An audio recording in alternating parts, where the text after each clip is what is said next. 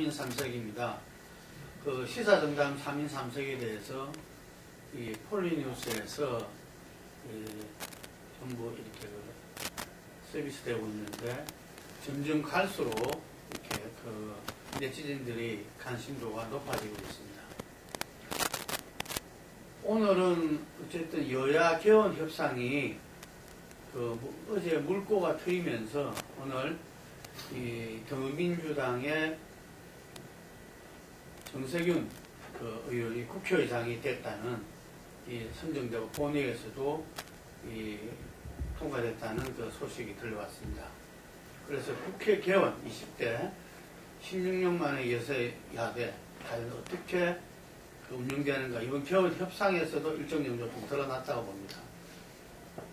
그러면서 현재 전국 운영에 있어서 청와대와 박근혜 대통령의 의중이 역시 중요했다.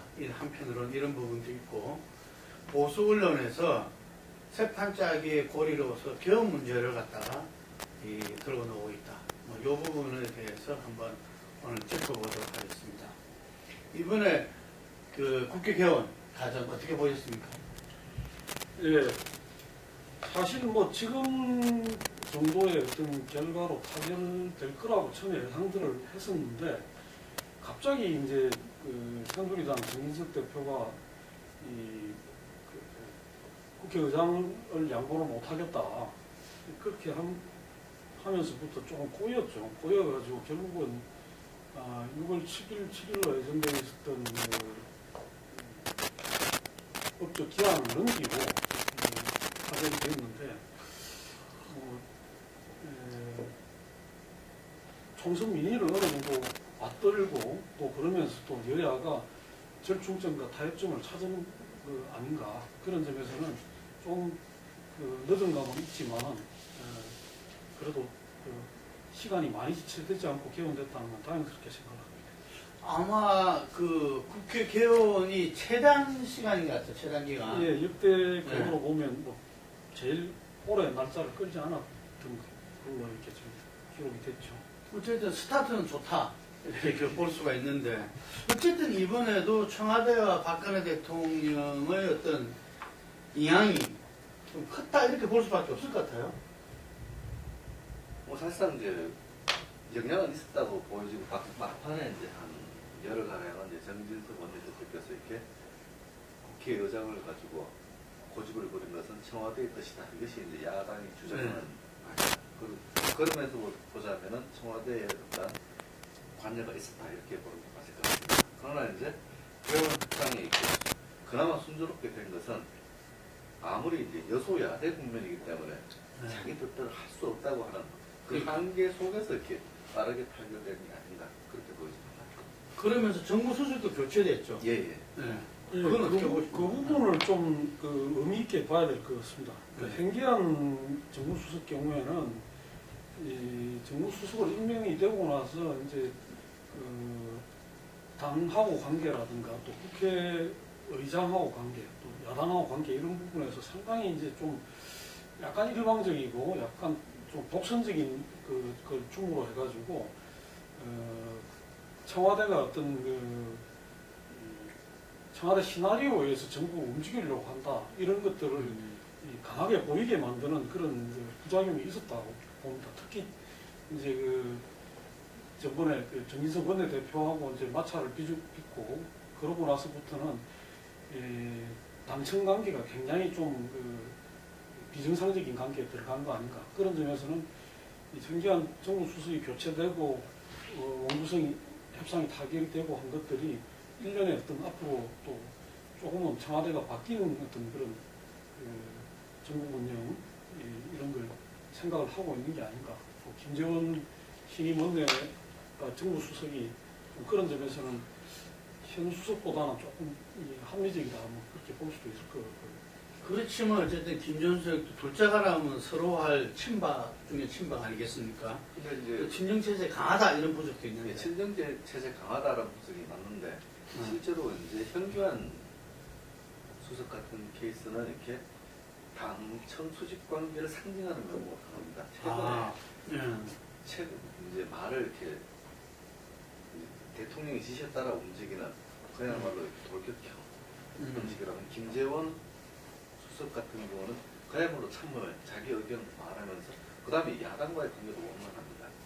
대화적으로 대화하는 이런 게 때문에 그 전에 이제 임을 위한 행진곡이라든가 이제 개원 전에 있었던 그 협치의 가능성 자체가 완전히 무산되는 그 과정을 고리를 끊어내는 의미로서 이렇게 김재원 수석을 바탕한 게 아닌가 이런 해석이 나오고 있습니다.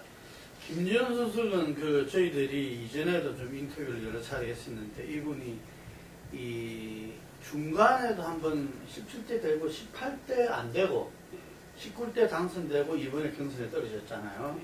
18대 그때 친박이 내려가지고 공천을 못 받았는 예, 그런 상황에서 라디오 프로그램 진행을 맡았었어요. 예. 그 상당히 좀 독특한 이렇게 그 경험인데 상당히 좀 이렇게 합리적으로 그거 하려고 하면서도 또 친박 박근혜 대통령 문제는 또 상당히 또 이렇게 고집스러운 면도 있고 이랬던 것 같아요.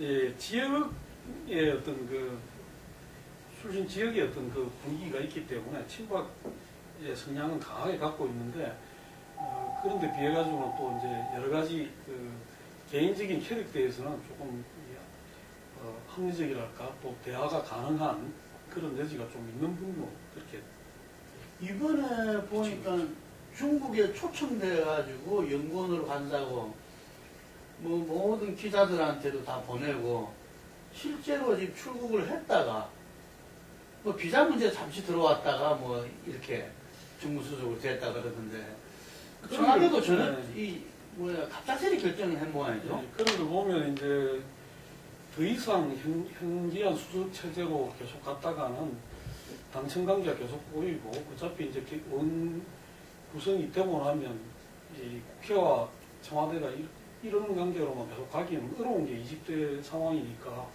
그런 것들을 봤을 때는 상당히 좀 긴박하게 어떤 그 타임을 잡았던 게 아닌가.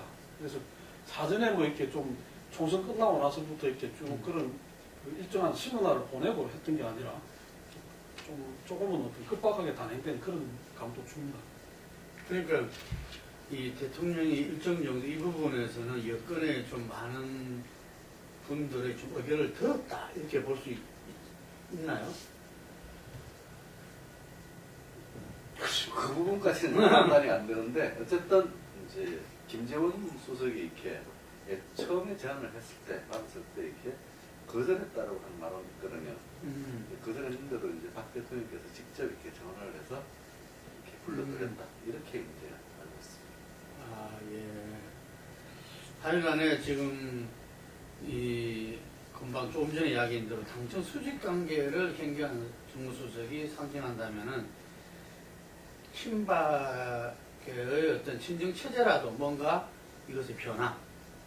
예를 들면은 어떤 상당히 국회 운영에 있어 가지고는 좀 이 새누리당의 자율성이 좀 이렇게 높아지는 방향으로는 가지 않겠나 싶습니다. 근데 뭐 그렇게 되기를 이제 바라는 마음은 있는데 어떻게 보면 또 한편으로는 이제 이 현기한 수석이 있으면서 이제 지금 그 김의옥 비대위 체제 또 전진석 원내 대표 또 앞으로 이제 그 8월로 예정되어 있는 그 전당대회를 거치면서 이제 우리가 예상하듯이 차경환 체제가 들어서게 되면 친박에 의한 그 전국 운영이다 이게 이제 더 그 색채가 강해지니까 그런 점에서는 조금 더 두고 봐야 될 것 같습니다. 예를 들어 갖고 이제 이게 무슨 당에 좀 자율성 제고라든가 아니면 좀 이 지금까지 어떤 운영 패러다임을 조금 바꾼다든가 이렇게 봐야 될 건지 아니면 조금 형태를 달리하는 거고 본질에서는 크게 벗어나지 않을 거다 우리가 생각하는 그런 거 봐야 될지는 조금 더 시간을 두어야 될 것 같습니다. 그러니까 지금 이후 그 국정 정부 운영에 있어 가지고 이 중요한 한 축이 어쨌든 청와대와 여당과의 관계, 예. 관계가 가령 이전과는 변화되는가? 그 변화하라는 게 총선 민의인데 그 어쨌든 박근혜 대통령은 그 국회 심판이 총선 민의였다 이렇게 좀 이야기한 적이 있어가지고 상당히 그 당청 관계가 상당히 좀 변화가 어렵지 않겠나 했는데 이번 개원 협상을 통해서 실질적으로 여소야대가 뭐라는 것을 갖다가 좀 체감하고 나서 변화는 불가피한 측면도 있지 않겠어요? 그야말로 불가피하죠. 실제로 이제 탈당한 의원들이 다 봐도 130석이 안 되는데 여기서는 법안 하나도 통과시킬 수 없습니다. 이런 현실에서는 이렇게 야당의 협조가 없는 데에서 자기가 하고 싶은 일 단 한 건도 할 수가 없습니다. 물론 본인이 이렇게 야당이 요구하는 일을 거부권 행사를 통해서 이렇게 막을 수 있지만 이것은 이렇게 다 국정 난행을 의미하기 때문에 현재로서는 19대 국회와 같은 그런 일방적 관계는 사실상 이제 물 건너가는 것이고 거기에 따른 정부에 대한 대응책 이것이 이제 앞으로 나가야 될 수순입니다. 이번 개혁 협상에서 국민의당이 캐스팅 보트를 했다고 봐야 됩니까? 어떻게 봐야 되죠? 국민의당 입장에서는 그렇게 뭐 주장하고 싶은 측면이 네. 있고 또 그렇게 부분적으로 인정할 수 있는 측면도 있습니다. 네. 어쨌든 안철수 대표가 이 자유투표제를 이야기를 하고 그걸 더민주당이 수용 함으로 해가지고 결국은 그게 이제 새누리당의 서청원 의원이 나는 출마를 하지 않겠다고 함으로 해가지고 협상의 전반적인 입구가 트인 결과가 됐기 때문에 새누리당을 상당히 압박이 돼버린 거죠. 그렇죠. 예, 그런 점에서는 안철수 대표가 그런 제안을 하고 또 이제 그걸 더민주당이 받도록 했던 그런 과정에서 보면 제3당 역할이 있었다 이렇게 봐야 되는 측면이 있습니다. 그리고 이제 새누리당의 어떤 법사위 운영이 예, 상임위 주장을 또 박지원 원내대표가 보니까 예, 이 우상호 원내대표한테 그거는 뭐 이렇게 또 조율도 하고 뭐 그랬더만요. 예, 예. 일정 정도 3당 체제에서 국민의당의 캐스팅 보트 역할, 중재자 역할, 주도자로까지는 모르겠지만 중재자 역할을 한 건 분명하네요. 예, 예. 뭐 당의 역할이라기보다는 어떤 면에서는 박지원 원내대표가 가지고 있는 어떤 그런 좀 노련미 또 그다음에 이런 그 협상 과정에서의 어떤 그런 이 뭐랄까 풍부한 경험 이런 것들이 상당히 그 발휘가 된 그런 상황이라고 볼 수 있을 것 같습니다. 근데 좀 전 말씀하신 대로 안철수 대표가 어쨌든 간에 이 자유투표입니까? 예, 양당이 후보를 내서 자유투표하자. 예, 라고 어쨌든 간에 그 개원 그 협상이 그 난간에 봉착했을 때 이렇게 제시한 메시지도 상당히 좀 영향이 있었다 봐야죠. 그렇습니다. 예, 예, 그 확실히 안철수 대표는 어쨌든 나날이 이렇게 성장하고 있는 것 같아요. 예. 자, 그런 가운데에서 지금 이제 우리가 지난번에 반기문 이 현상이랄까요? 이렇게 그 대선 후보 띄우기 이런 부분에서도 지적했듯이 보수 언론들이 보수 세력의 재집권, 정권 재창출 부분에 여러 가지로 고민을 하고 있는 것 같은데 지금 이 이른바 세판짜기에서 개헌을 고리로 내세운 것 같아요. 예. 예, 이거 어떻게 보십니까? 예, 그 신호탄이라 할까 가장 이제 좀 이제 보수 진영 내에서 영향력이 크다고 볼 수 있는 이제 이 조선일보 김대중 주필이죠.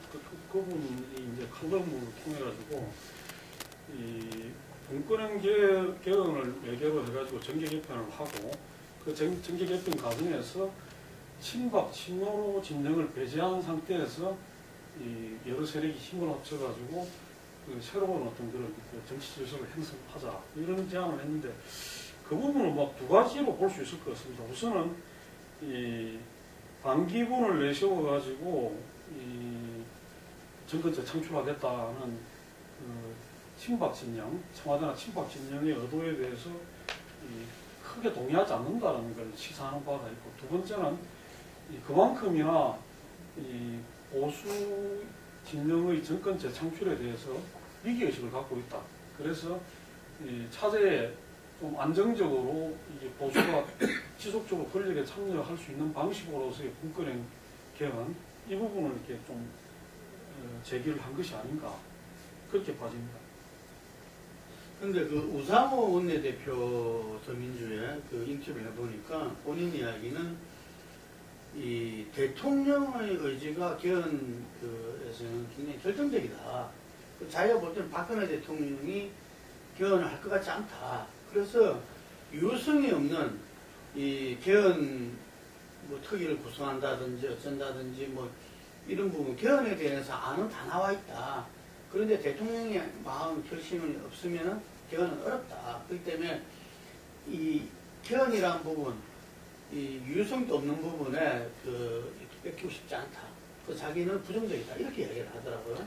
예, 그 부분도 현직 대통령들은 이렇게 집권 초기에 다들 개헌에 부정적이죠. 이명박 대통령도 개헌론자인데 대통령 임기 3년차 넘어서서 이재호 당시 특임장관을 네. 통해서 이렇게 개헌론을 부집히는 그런 방식으로 갔는데 그 박 대통령은 이제 후보 시절에 네. 대통령 주임제 개헌을 말씀하셨습니다. 예. 그러다가 이제 집권하시고 난 다음에 이제 개헌에서는 불가. 김무성 대통령이 이제 개헌 논의 블랙홀이라고 네, 그랬죠. 예, 안 개헌이. 된다고 했지만은 대통령이 집권 4년차 이후 5년차 넘어갈 때는 역대 대통령 대부분이 이 개헌을 하나의 어떤 안전, 세무 안전 수단으로서 이렇게 인식하고 있는 것이 사실입니다. 그래서 이런 또 친박계 또한 비슷합니다. 홍문종 의원이라든가 이런 부분들이 개헌에 반대하는 것이 아니라 지금은 이제 지난 2014년도죠. 지금은 아니다라고 했거든요. 그러니까 2016년, 2017년 무렵에는 변할 수 있다라고 하는 그 태도를 보였거든요. 그런 부분을 봤을 때는 박 대통령이 끝까지 이제 개헌 불가로 갈 가능성이 그렇게 높지는 않다라고 생각합니다. 그러면 내년 되면은 어떤 개헌 문제에 대해서 뭐 주도는 안 하더라도 반대는 안 할 수 있다는 이야기네요. 근데 반기문 대망론 속에 이미 이렇게 개헌에 대한 프레임이 짜여져 있는 부분이거든요. 그 당시에 뭐 대통령은 누구, 총리는 누구 이런 말. 그럼 이것 자체가 이제 권력 분점을 가져야하는데 이것이 제도적이 아니라 반기문 총장이 그냥 현행 대통령을 넘겼을 때는 특히와 친박이 자기가 원하는 권력 분점을 어렵다고 봤을 때 근데 반기문 대망론 속에는 그것이 시스템을 제도적으로 간다면 이것은 개헌론이 깔려있다 이렇게 이제 해석하는 부분도 있었습니다. 그러면 20대 국회에서 개헌을 이렇게 국회 차원에서는 좀 이렇게 특이라든지 뭐 이슈 이럴 가능성도 있겠네요. 그러니까 이제 20대 국회 차원에서 개헌 논의는 뭐 이렇게 이 어떤 그거의 논객에 따라서 또 어떤 그거에 따라서는 올 가을부터는 개헌 특위를 구성을 해서 개헌 논의에 본격적으로 들어가야 된다 이렇게 주장을 하는 사람들도 있고 그런 그 정치적 입장을 가진 세력들이 많이 있죠.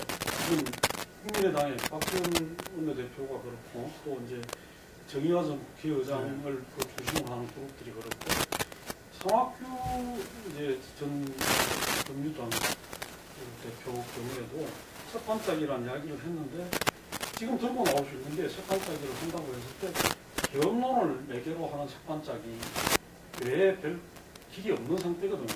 그런 점에서는 이런 부분들이 좀 어우러져서 가지 않을까. 또 이용구 전 총리 같은 경우에도 9월부터 개헌 논의를 해야 된다 이런 생각이 있습니다. 근데 문제는 이제 개헌론이 20대 국회에서 될 수 있는데 지금 현 대통령 임기 내에 될 수 있을까 없을까 역시 현직 대통령의 마음에 달려 있는데 현직 대통령인 박근혜 대통령의 경우에는 굉장히 이제 그 점에서 어려운 점이 있습니다. 과거에 노무현 대통령이 임기 말에 원포인트 개헌을 주장을 했던 적이 있죠. 그때 그런 지하에 참 나쁜 대통령이 이렇게 이야기를 하면서 그걸 봉쇄를 하고 했던 적이 막은 적이 있었습니다.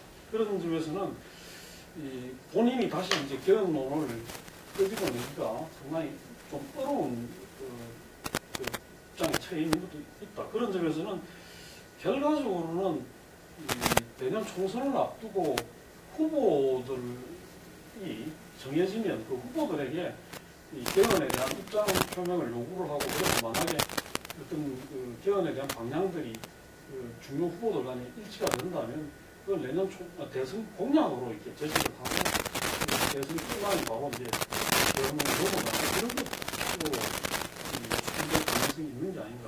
어떤 면에서는 대선 후보가 뭐 아주 강력한 분들이 즐비하고 있는 더민주에서는 개헌을 자기들이 뭐 먼저 이렇게 주장하고 주도하고 이러진 않겠다는 그런 이야기가 우 대표 이야기에 담겨 있는 것 같아요. 보니까. 예.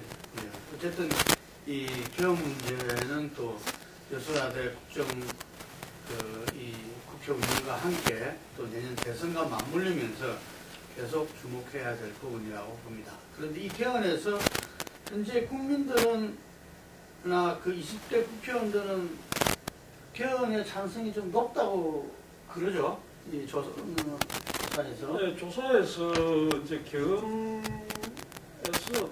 제일 높은 거는 이제 대통령 중임제죠.